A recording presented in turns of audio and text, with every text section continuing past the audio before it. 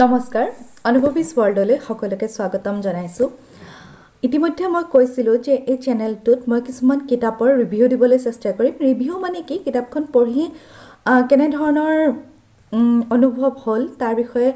কম যাতে আপোনালোক উপকৃত হ'ব পাৰে লগতে মোৰ কাৰণেও সেই কিতাপখনৰ মানে স্মৃতিসমূহ থাকি যায়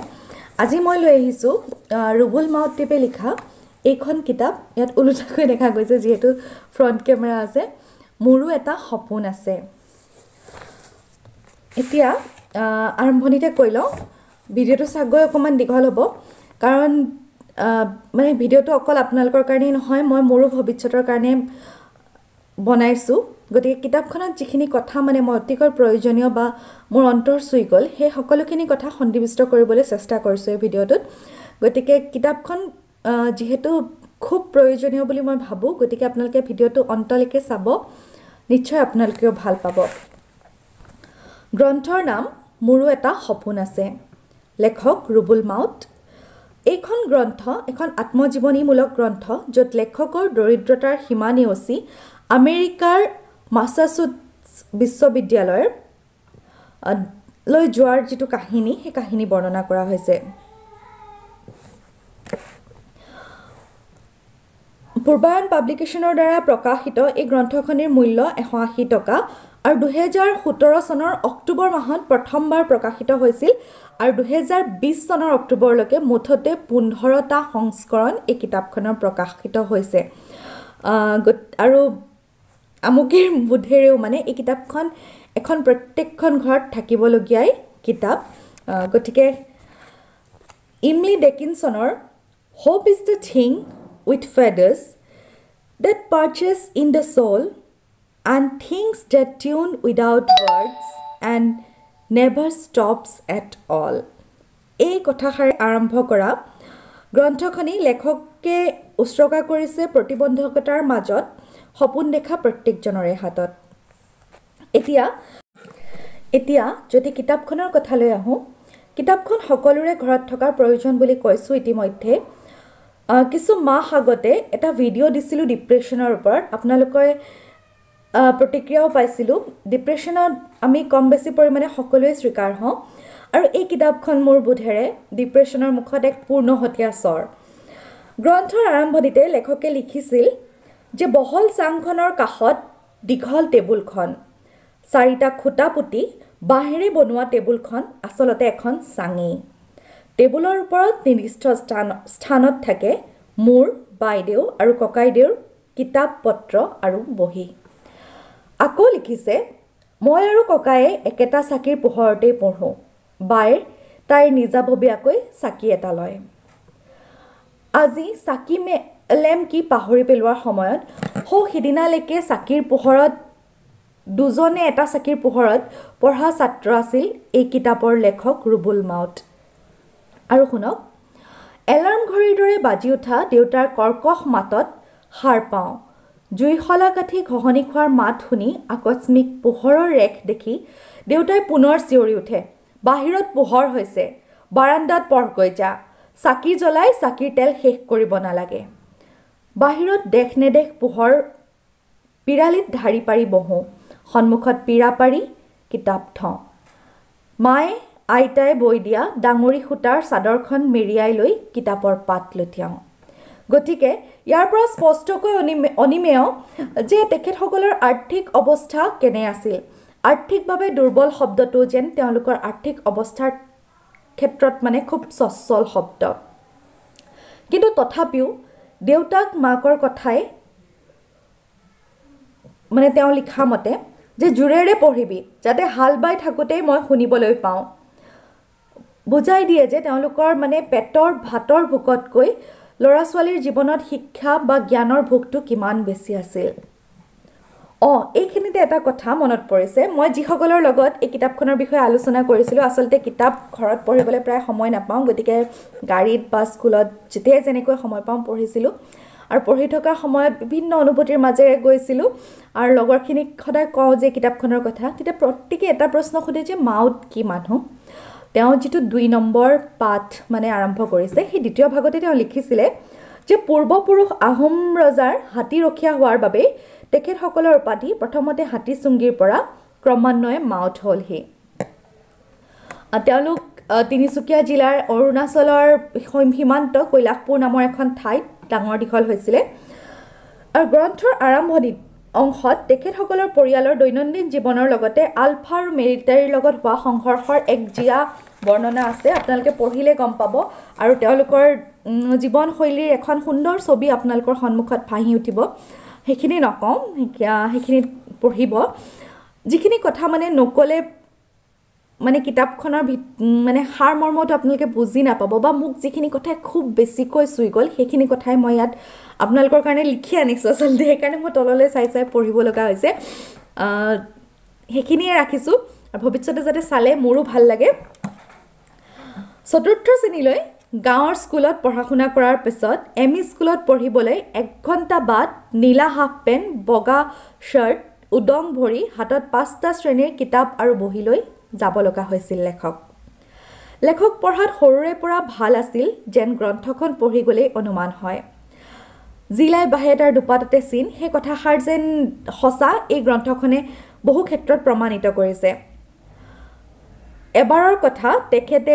6ষ্ঠ শ্ৰেণীত পঢ়ি থাকোঁতে গৈ পেলাই 10ম শ্ৰেণীত অংক কৰি দিব লগাত পৰিছিলে। তেতিয়া ৰাতি শোৱাৰ সময়ত দেউতাকে মাকক কৈছিল যে আজি সৰুদৈ 10ম শ্ৰেণীত গৈ অংক কৰি থৈ আহিল, এদিন আমাৰ ই মেট্ৰিক পাছ কৰিব চাবি, আমাৰ বংশৰ প্ৰথম মেট্ৰিক পাছ হ'ব। সেয়া আছিল তেওঁৰ 6ষ্ঠ শ্ৰেণীৰ কথা। কৈছোঁ ইতিমধ্যে তেওঁলোকৰ বংশত বা সেই অঞ্চলত মেট্ৰিক পাছ মানে মানুহৰ সংখ্যা নাছিল বুলিয়ে ক'ব পাৰি। প্ৰথমেই কৈছিলোঁ কিতাপখনৰ ৫ম সংস্কৰণ, কিন্তু আমাৰ বোধেৰে যেন কেৱল গ্ৰন্থখনৰে নহয়, লেখকৰো জীৱনৰ প্ৰত্যেকটো ধাপতে এটা এটা নতুন সংস্কৰণ হোৱা দেখা গৈছে। এই প্ৰথম সংস্কৰণলৈ আহিছোঁ। পৰিস্থিতিয়ে বাধ্য কৰাত কান্ধত তুলি ল'ব লগা হৈছিল ঘৰ চলোৱাৰ আংশিক দায়িত্ব। এই যাত্ৰাত সহযোগী আছিল দেউতা আৰু ককাই। যাত্ৰা আৰম্ভ হৈছিল মই 4ৰ্থ-5ম শ্ৰেণীত থাকোঁতেই। বা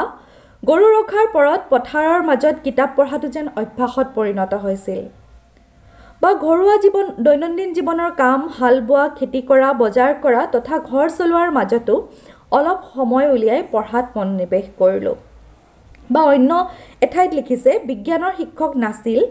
ফলত 10ম শ্ৰেণীৰ বছৰটো আমাৰ বিজ্ঞানৰ পাঠদান একেবাৰেই হোৱা নাছিল, ফলত ঘৰতেই পঢ়িব লগা হৈছিল। মানে এই কথাখিনি আমাক এটা আভাস দি যায় যে তেওঁ কেনেধৰণৰ বাধা, কেনেধৰণৰ অভাৱ অনাটন, কেনেধৰণৰ এক মানে জটিল জীৱনৰ লগত যুদ্ধ কৰি তেওঁৰ জীৱনৰ যি, ইয়াত বিশেষকৈ শিক্ষাৰ দিশটোৰ কথাই কৈছোঁ, শিক্ষা জীৱনটো কেনেদৰে আগুৱাই লৈ যাব লগা হৈছিল। মানে কয় যে কঠিন শিলত কটা নিৰ্লোভ ভাস্কৰ্য, তাৰ চাগে এক সুন্দৰ নিদৰ্শন ডক্টৰ ৰুবুল মাউতৰ জীৱন। আৰু ইমান অভাৱ অনাটন বাধাৰ পিছতো তেওঁৰ ঘৰখনত, লেখকৰ ঘৰখনত বা তেখেতৰ মনত কিন্তু পঢ়াৰ প্ৰতি এক অদম্য আগ্ৰহ দেখা গৈছিল। যেতিয়া 10ম শ্ৰেণীত কোনো ধৰণৰ বিজ্ঞানৰ ক্লাছ হোৱা নাছিল, তেওঁ ঘৰতে পঢ়িছিল। হয়তো তেওঁৰ ঠাইত অন্য এজন হ'লে ভাগি পৰিলে হয়, কিন্তু তেওঁ কেনেধৰণে ভাবিছিল, আনে পঢ়ালে বা আনে দেখুওৱা বাটেৰে গ'লে কেৱল আনে দেখা ঠাইখিনিহে চাব পাৰি, নতুন ঠাই, নতুন উদ্ঘাটন আৱিষ্কাৰ কৰিব নোৱাৰি। আৰু বিজ্ঞানৰ যিহেতু অৰ্থই হৈছে সদায় নতুনত্বক বিচৰা, গতিকে তেওঁ সেই বস্তুটো এটা পজিটিভ ধৰণে লৈছিলে। গতিকে ভাবকচোন ডিপ্ৰেশ্যনৰ ক্ষেত্ৰত ই কিমান এক মানে পজিটিভিটি আনি দিয়ে আমাৰ জীৱনলৈ। দেউতাই পথাৰৰ মাজত পঢ়াৰ উপকাৰৰ কথাবোৰ সোঁৱৰাই দিছিল। কৈছিল, আমাৰ গাঁৱৰ ৰোহিণীক দিলীপে পথাৰৰ চালিঘৰত পঢ়ুৱাই মেট্ৰিক পাছ কৰালে, আমি অনুপ্ৰাণিত হৈ উঠিছিলোঁ।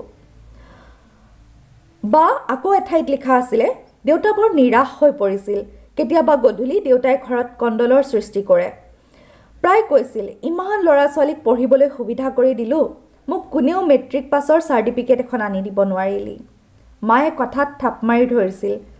সৰুদৌ মানে লেখকৰ কথা কৈছিল, পঢ়াত ভাল, সি পাৰিব। গতিকে হাজাৰ প্ৰত্যাহ্বান, হাজাৰ বাধা থকাৰ স্বত্তেও, অত বাধা, অত কষ্টৰে ডাঙৰ হোৱা স্বত্তেও ঘৰখনত কিন্তু পঢ়াৰ প্ৰতি এক ধাউতি প্ৰত্যেকৰে মনত দেখা গৈছিল। এইখিনিৰ পিছত আহি গ'ল পুনৰ এক নতুন সংস্কৰণ লেখকৰ জীৱনলৈ। মেট্ৰিকৰ ৰিজাল্ট ওলাল গোটেই বংশৰ প্ৰথম ফাৰ্ষ্ট ডিভিজন আছিল লেখক চোতাল পিৰালিত খবৰ পাই মানুহ ভৰি পৰিল মাকে চকুলো বয় ক'লে বোপাই তই কেলেনো ফাৰ্ষ্ট ডিভিজন পালি ছেকেণ্ড বা থাৰ্ড ডে ভাল আছিল এতিয়া তোৰ সামৰ্থ্যৰে আমি তোক কেনেকৈ পঢ়ুৱাম দেউতাই মোৰ ৰিজাল্ট দিয়াৰ পিছদিনাই গৈ ৫,০০০ টকা নিছিল দুবিঘা মাটি বন্ধকত থৈ লেখকক তিনচুকীয়াত সায়েন্স পঢ়ুৱাবলৈ গতিকে বুজি পাইছে এনেবোৰ কথাই মানে কেনে এক পৰিৱেশৰ কথা বুজায় আৰু তেনেস্থলত যেতিয়া আমি বহুতখিনি সুবিধা পায়ো সেই সুবিধাবোৰ নলওঁ মানে এই কথাবোৰ বৰ অন্তৰ চুই গ'ল আচলতে মই সেইকাৰণে যেনেকৈ আছিলে তেনেকৈ ইয়াত উক্তিবোৰ উঠাই দিলোঁ প্ৰথমতে মুঠ ৫ ঘণ্টা খোজেৰে আৰু ২-৩ ঘণ্টা বাছেৰে গৈ ক্লাছ কৰিছিল লেখক তাৰপিছত থাকি ল'ব লগা হয় পাছত ফিজিক্সৰ টিউচনো ল'ব লগা হয় কিন্তু যিহেতু মানে তেনেকৈ বাছেৰে অহা যোৱা অসম্ভৱ হ'ল গতিকে তেওঁ তাত থাকিও ল'ব লগা হ'ল আৰু ফিজিক্সত অলপ অসুবিধা পোৱাৰ কাৰণে টিউচন ল'ব লগা হৈছিল আৰু সেই ক্ষেত্ৰত বায়েকে এদিন ঘৰলৈ মাতি আনি কৈছিল মই উক্তিয়ে দি দিছোঁ চাই লওক তোৰ টিউচনৰ পইচা দিবলৈ বুলি ছাগলী এজনী আছিল ময়ে পঢ়িছিলোঁ তই গম নাপাৱ চাগে ২ মাহমান আগতে বুঢ়া লেঙেৰা গৰুটোও বেচিবলৈ আৰু একো নাই মাত্ৰ ছাগলীজনীহে আছেগৈ তই যদি টিউচন কৰ তিনচুকীয়াত থাক তেন্তে আমি খাবলৈ নাপাই পেটত গামোচা বান্ধিব লাগিব গতিকে কেনে এক ভয়ংকৰ পৰিৱেশৰ মাজেৰে তেওঁ ডাঙৰ হৈছিল অথচ তেওঁ কৰি গৈছিল নিজৰ কাম তেনেদৰে বিভিন্ন বাধা অভাৱৰ মাজেৰে হাই ছেকেণ্ডাৰী পাছ কৰি তিনচুকীয়া কলেজতে বিএছচি পঢ়িবলৈ এডমিশ্যন লয় কেমিষ্ট্ৰিত মেজৰ লয় তেখেতে এইবাৰ জীৱনত আৰু এধাপ আগুৱাই গৈ ককায়েকৰ লগত মিলি দুই এক অনৈতিক কাৰ্যত লিপ্ত হ'বলৈও বাধ্য হয় পঢ়াৰ খৰচ উলিয়াবৰ বাবে আনকি তেওঁ লিখা মতে সিদিনা মই সঁচাকৈ প্ৰিয়দাৰ ৰুমৰ বাল্বটো চুৰ কৰিছিলোঁ কাৰণ মোৰ ৰুমৰ বাল্বটো ফিউজ হোৱাত নতুন বাল্ব কিনিবলৈ মোৰ ওচৰত পইচা নাছিল ৰাতি হ'লে কিতাপ পঢ়িবলৈ নাপাম বুলি ভয়তে প্ৰিয়দাৰ ৰুমৰ বাল্বটো চুৰ কৰি আনিছিলোঁ গতিকে কেনেকৈ কি পৰ্যায়ত গৈও নিজৰ পঢ়াটো মানে সদায় বৰ্তাই ৰাখিছিলে লেখকে আপোনালোকে এইখিনি কথাৰে অনুমান কৰিবলৈ নিশ্চয় পাৰিছে তাৰপিছত পুনৰ এক নতুন সংস্কৰণ আহে তেওঁৰ জীৱনলৈ যেতিয়া ভবাতকৈও ভালকৈ ডিব্ৰুগড় ইউনিভাৰ্চিটিৰ ভিতৰত ফাৰ্ষ্ট ক্লাছ ছেকেণ্ড পজিশ্যন পাই তেওঁ গ্ৰেজুৱেশ্যন কমপ্লিট কৰে আৰু মানে মাষ্টাৰ ডিগ্ৰী কৰিবলৈ মন কৰে লেখকে অনুভৱ কৰিছিল যে গৰীব নিচলা মানুহৰ বাবে পৰীক্ষাৰ ৰিজাল্টেই আশা আৰু ভৰসাৰ একমাত্ৰ অৱলম্বন ৰিজাল্টেই নতুন প্ৰতিশ্ৰুতি আৰু ৰিজাল্টেই আছিল দৰিদ্ৰতা বিনাশৰ একমাত্ৰ অস্ত্ৰ কিন্তু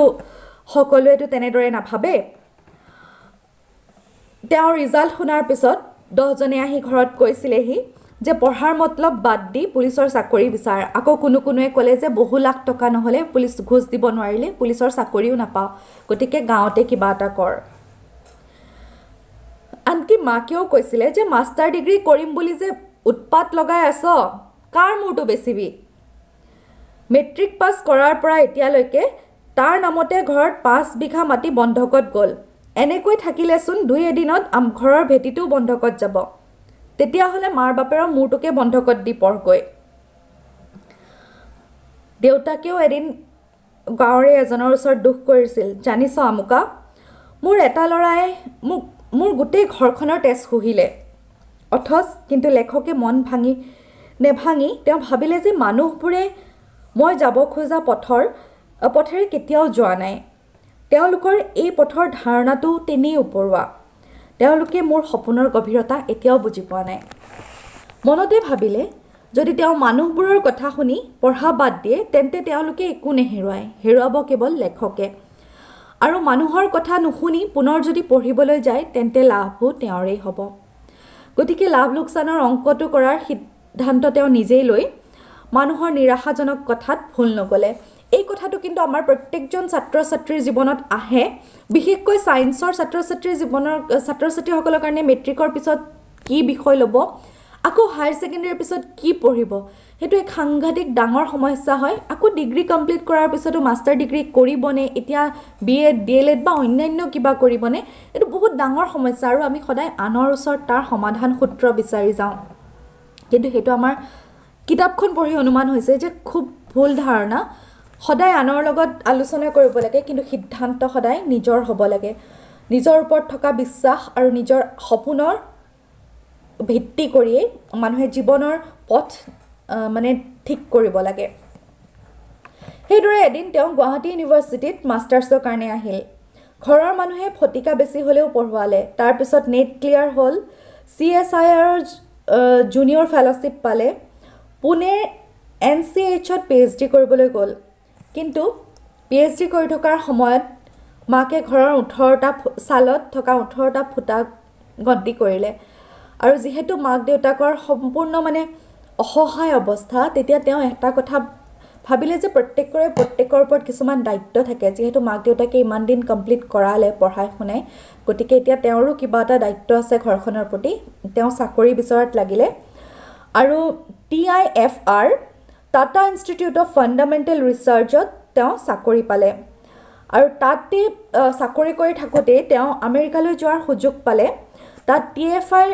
TIFRত তেওঁৰ তত্ত্বাৱধানতে মাৰ্ছ স্পেক্ট্ৰোমেট্ৰি চেণ্টাৰ ফৰ পেট্ৰিঅমেটিক্স নামৰ এটা নতুন চেণ্টাৰ গঢ়ি উঠিল আৰু পিছত GRE পৰীক্ষাত এদিন দি পেলাই পুনৰ PhD কৰিবলৈ 2 বছৰমান আপোনাৰ TIFRত চাকৰি কৰাৰ পিছত তেওঁ আকৌ GRE পৰীক্ষা দি পেলাই পুনৰ PhD কৰিবলৈ আমেৰিকালৈ উৰা মাৰিলে বৰ্তমান তেওঁ আমেৰিকাৰ বাসিন্দা বাৰু যি কি নহওক তাৰ মাজতে লেখকে 18টা ফুটা থকা সালৰ ঘৰটোক 7টা পকী ৰুমৰ ঘৰলৈ ৰূপান্তৰিত কৰিলে ঘৰত কাৰেণ্টৰ ব্যৱস্থা হ'ল টিভি আহিল তেনেকৈ এদিনকৈ এটা ইটো সিটোকৈ বস্তুখিনি ভৰি পৰিল তেখেতে দেউতাকে বন্ধকত লোৱা সমূহ মাটি মুকলাই দিলে গতিকে পুত্ৰ হিচাপেও তেখেতে নিজৰ দায়িত্বসমূহ যেনেদৰে চতুৰ্থ শ্ৰেণীতে ঘৰ চলোৱাৰ দায়িত্ব কান্ধত লৈছিল তেওঁ চাকৰি কৰি সেই দায়িত্বখিনি নিষ্ঠা সহকাৰে পালন কৰি গ'ল লেখকে বিল গেটছৰ এই কথাষাৰ হৃদয়ঙ্গম কৰিছিল যে দুখীয়া হৈ জন্ম লোৱাটো আমাৰ দুখ নহয় কিন্তু দুখীয়া হৈ মৃত্যু হোৱাটো আমাৰেই দুখ হ'ব গতিকে তেখেতে জীৱনটো ট্ৰেজাৰ হাণ্টৰ খেলৰ দৰে বুলি কৈছিল আৰম্ভণিতে এটা লক্ষ্য থাকে সেই লক্ষ্যত উপনীত হোৱাৰ পিছত আকৌ নতুন সুযোগ আহে নতুন ক্লু আৰু নতুন লক্ষ্য লাগে মাথো নিৰন্তৰ চেষ্টা আৰু চেষ্টা তেখেতৰ মতে কষ্ট আৰু ভাগ্য ই জীৱনৰ কীৰ্তি খ্যাতি আনি দিব পাৰে আৰু কষ্টৰে ভাগ্য নিৰ্মাণ কৰি ল'ব পাৰি সেই কথা আমি লেখকৰ জীৱনৰ প্ৰত্যেকটো স্তৰত খুব স্পষ্টভাৱে গম পাওঁ আৰু তেখেতলোকে কেনেকৈ কি খেতি কৰিছিল কেনেদৰে পঢ়িছিল সকলো কথা কিতাপখনত খুব পুংখানুপুংখভাৱে বৰ্ণনা কৰা আছে যিহেতু মই এটা সংক্ষিপ্ত ৰূপত ভিডিঅ'টোত ক'ব লগা হৈছে গতিকে মই ডিটেইলছত যাব নোৱাৰিলোঁ মইতো পঢ়া হ'লে গোটেই কিতাপখনেই মানে আপোনালোকৰ সন্মুখত পঢ়ি শুনাবলৈ মন আছিল মানে প্ৰত্যেকটো দিন প্ৰত্যেকটো মুহূৰ্তই কেনেকৈ চুই গৈছিল তেওঁ মেট্ৰিক পাছ কৰাৰ দিনটোত ঘৰৰ পৰিৱেশটো দেখি চকুপানী কেনেকৈ বৈ আহিছিল হাই ছেকেণ্ডেৰী ডিগ্ৰী পঢ়াৰ পিছত মাষ্টাৰ ডিগ্ৰী কৰিবলৈ যোৱা সময়খিনি মানে বৰ অন্তৰ চুই যোৱা এখন কিতাপ তদুপৰি লেখকে পুনেত লগ পোৱা আন এজন অসমীয়া ছাত্ৰৰ এটা উক্তি দাঙি ধৰিছিল যে নিউটনে ইংলেণ্ডত যেতিয়া মানে কলন গণিতৰ সূত্ৰ আৱিষ্কাৰ কৰি আছিল তেতিয়া আমাৰ অসমীয়াৰ মানুহখিনিয়ে খোলতাল লৈ গান বাজনা কৰি আছিল আধুনিক অসম মানুহে দৈনন্দিন জীৱনত ব্যৱহাৰ কৰা এবিধ সম্পদো যদি আমাৰ অসমীয়াই আৱিষ্কাৰ কৰিলেহেঁতেন তেনেহ'লে অসমীয়াৰ কৃষ্টি সংস্কৃতি বহু পৰিমাণে অটুট থাকিলে হয় কথাষাৰ মোৰ বোধেৰে সঁচাই ভাবিবলগীয়া এষাৰ কথা গতিকে বিচাৰ কৰিবলৈ আপোনালোকৰ হাতত এৰি দিলোঁ আৰু খুব সুন্দৰ সহজ ভাষা শৈলীৰে লিখা আৰু উক্তিসমূহ একদম গাঁৱলীয়া ভাষাত যেনেদৰে পাতে তেনেদৰে লিখাৰ বাবে হয়তো কিতাপখন মনৰ কোনোবা এটা কোণত সোমাই পৰিছে আৰু সেইকাৰণে চাগে 15টা সংস্কৰণ মাথো 2টা বছৰৰ ভিতৰত লগতে এই গ্ৰন্থত তেওঁ ঠায়ে ঠায়ে বহুকেইখন ভাল ভাল কিতাপৰ নাম লিখিছে যিখিনি তেওঁ পঢ়িছিলে জীৱনৰ সময়ে সময়ে আৰু যিখিনি তেওঁৰ জীৱনটো সম্পূৰ্ণ কৰাত বা তেওঁ গঢ় দিয়াত জীৱনৰ ভৱিষ্যতৰ মানে পথ প্ৰদৰ্শন কৰাত বহুত আগভাগ লৈছিলে যেনে ধৰক মহাভাৰত ৰামায়ণ সূৰুযমুখীৰ স্বপ্ন ডাৱৰ আৰু নাই এইখিনি তেওঁ স্কুলীয়া জীৱনতে পঢ়া কিতাপ F.A. কটন আৰু জেফ্ৰি উইলকিনছনৰ প্ৰিন্সিপল অফ ইনঅৰ্গেনিক কেমেষ্ট্ৰি